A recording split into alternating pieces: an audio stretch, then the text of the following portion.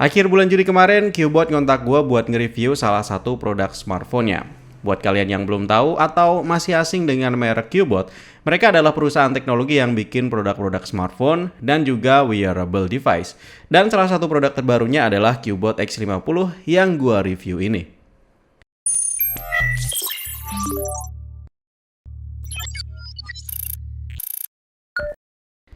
Sebagai sebuah brand yang terhitung masih sebuah startup di pasar yang sudah sangat mainstream, tentunya ada satu kunci penting yang harus dimiliki agar bisa growth atau minimal survive, yaitu perbedaan. Sebuah produk harus punya faktor pembeda yang menjadikannya lebih mungkin dipilih dari kompetitor-kompetitornya.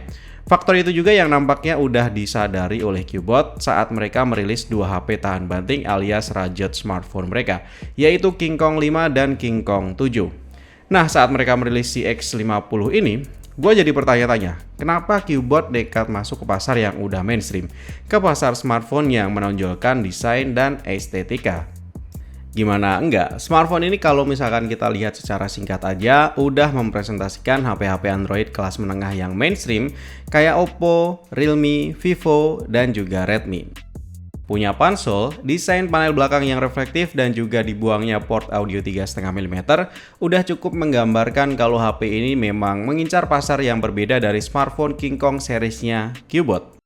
Dan harus gua akui kalau soal desain, Cubot udah sukses bikin HP yang enak dilihat dan juga pede untuk dipakai. Panel belakangnya benar-benar terlihat kekinian dan juga warnanya stunning tapi tetap nggak berasa norak. Bagian mukanya juga nggak kalah kekinian. Layarnya punya pansol dan aspek rasionya memanjang. Walaupun ukuran dagu dan pansolnya masih agak besar. Berasa HP tahun 2019-an lah. Tapi it's okay. Tapi soal feel genggaman, gua rasa Cubot harus belajar lagi dari brand-brand lain yang bisa bikin HP dengan tebel yang sama atau bahkan lebih tebel sedikit, tapi dia punya feel genggaman yang lebih enak. Jujur aja HP ini berasa tebel banget pas digenggam. Hal ini karena bentuk framenya rata dengan bodi belakangnya. Ini jelas beda dengan Poco X3 NFC gue yang walaupun bodinya sama-sama tebel, tapi dia bisa tetap enak dipegang karena desain framenya yang lebih tipis. Hal ini karena panel belakangnya dibuat agak melengkung sedikit demi membuat HP ini punya frame yang lebih tipis dan juga lebih nyaman digenggam.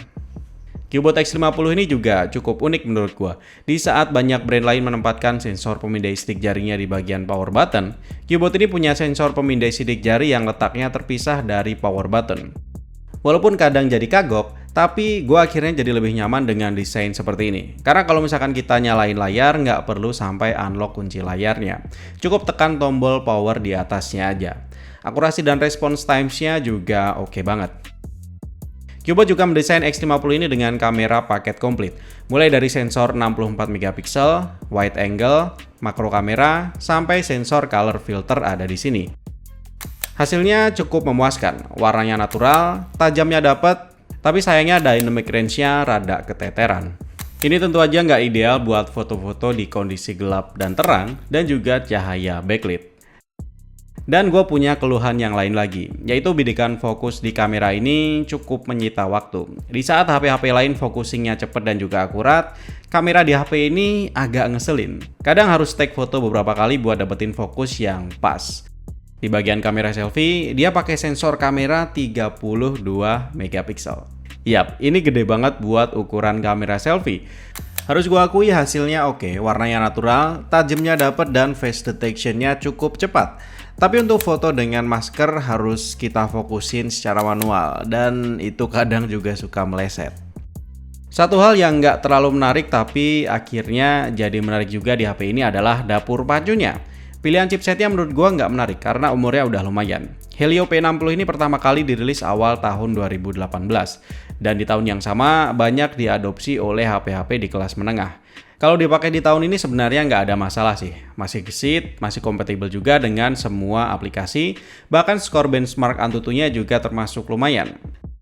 Tapi disclaimer dulu nih, skor Antutu yang gede tadi juga karena sedikit dibantu oleh RAM dan storage-nya yang jumbo, 8GB plus 128GB. Dan hal inilah yang jadi bikin menarik. Meskipun pakai chipset yang cukup usang, tapi dengan RAM 8GB, kita bisa buka tutup beberapa aplikasi tanpa khawatir bakal bikin lemot.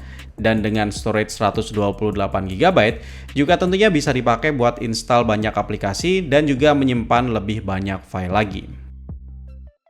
Buat gaming masih lancar, asal mainnya di settingan smooth high, bisa dapetin frame rate yang cukup stabil dan nggak ada frame drop yang mengganggu. Cuma soal grafis hanya bisa mentok di settingan HD high aja.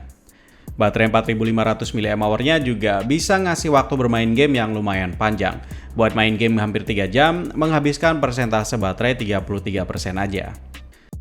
Buat kualitas layar, so far no complaint lah. Luasnya pas, resolusinya tinggi, pakai panel IPS, dan udah enak dilihat berkat bezelnya yang tipis. Sayang aja masih pakai refresh rate dan touch sampling rate yang standar. Cubot X50 ini sebenarnya punya fitur yang bisa dibilang hidden gems, yaitu NFC. Ini bukanlah fitur yang ditonjolkan di HP ini, tapi buat gue pribadi, fitur ini bakalan bermanfaat banget. So, menurut gue langkah Cubot bikin X50 ini cukup berani ya. Walaupun gue rasa belum bisa jadi pilihan terbaik di range harganya, gue rasa ini adalah permulaan yang baik untuk Cubot. Sepertinya Cubot ingin melebarkan segmen marketnya ke pasar yang lebih mainstream lagi. Jadi tinggal tunggu aja respon market tentang si X50 ini nantinya. Buat kalian yang pengen cek harganya bisa cek di deskripsi video ini. Kalau kalian mau beli, gue saranin buat nonton video unboxingnya dulu di pojok kanan atas, biar kalian tahu gimana prosesnya HP ini bisa sampai ke tangan gue dan juga bisa nggak kena blokir email. Segitu dulu aja guys, jangan lupa like, komen, dan share. Subscribe juga buat yang belum. Arif pamit dan kita akan ketemu lagi di video selanjutnya. Wassalamualaikum warahmatullahi wabarakatuh and bye-bye guys.